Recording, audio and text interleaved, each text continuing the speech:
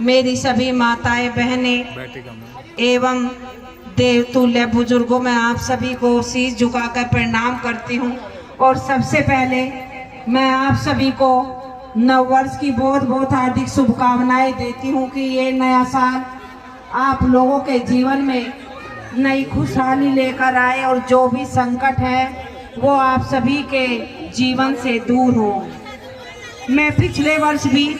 नववर्ष के कार्यक्रम में मोनू गुरुजी के यहाँ पर उपस्थित हुई थी और आप सब लोगों को भी मैं शुभकामनाएं देकर गई थी और अपने लिए भी मैंने एक मंगल कामना की थी। लेकिन पिछला वर्ष मेरे लिए बड़ा ही संघर्षपूर्ण रहा है और शायद जीवन में मैं हर वर्ष को भूल सकती हूँ लेकिन 2021 को मैं कभी नहीं भूल सकती। मेरा पूरा साल चला गया, एक भी खुशी सुनने के लिए कान तरस गए, लेकिन पूरा वर्ष, चाहे उसमें आप प्राकृतिक आपदा को ले लीजिए या जो संघर्ष चला है, धामा जी आज 3 महीने से ज़्यादा हो गए जेल में है, लेकिन कहते हैं कि जो प्राकृतिक आपदाएं होती हैं वो तो हमारे वश में नहीं होती, लेकिन जिस परेशानी में मैं जूझ रही हूँ वो किसी ने कोई प्राकृतिक आपदा नहीं बल्कि व्यक्ति विशेष के द्वारा मेरे जीवन में रचाया गया एक षड्यंत्र है। लेकिन मैं अपनी माताओं बहनों से यही कहना चाहती हूँ कि जो इंसान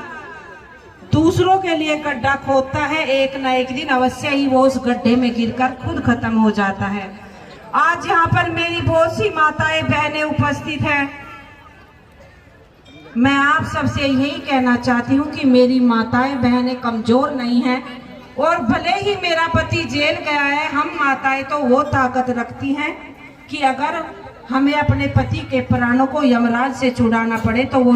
प्राण छुड़ाने की ताकत भी हमारे अंदर है।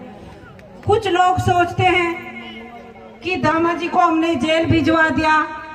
तो एक अकेली महिला क्या करेगी, लेकिन मैं अपनी सभी माताओं बहनों से ये कहना चाहती हूँ कि हम माताओं बहनों को अपने स्वरूप को पहचानना होगा, अपनी ताकत को पहचानना होगा और आने वाले समय में मुझे लगता है कि इस लोनी के बागडोर हम महिलाओं के हाथ में ही आनी है। इसलिए मैं आप सभी माताओं बहनों से यही कहना चाहती हूँ कि 2022 शुरू हो गया है, अगले महीने विधानसभा के चुनाव है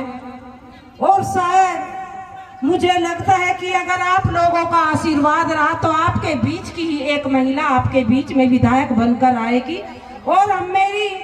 माताओं बहनों की जो भी समस्या है, क्योंकि लोनी के अंदर मैं ही पीड़ित नहीं हूं बल्कि मेरे जैसे न जाने कितने लोग यहाँ पर पीड़ित हैं जिनके ऊपर झूठे मुकदमे लगवाए गए और उनको जेल भिजवाने का कार्य किया गया।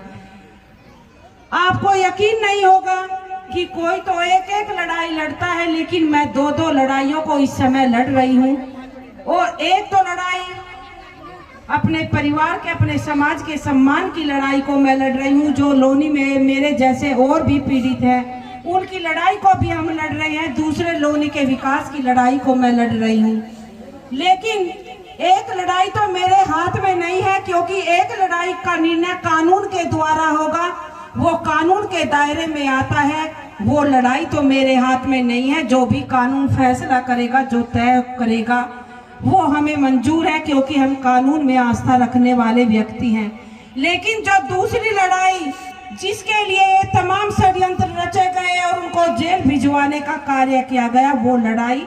आप सभी मेरी माताओं बहनों के हाथ में है, क्योंकि आपके पास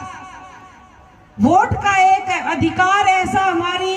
जितनी भी जनता जनार्दन होती है उसके पास में वोट देने का एक ऐसा अधिकार होता है कि वो जिसका चाहे तख्ता पलट कर सकती है और वो समय नजदीक आ गया है। इस बार आपको सोच समझकर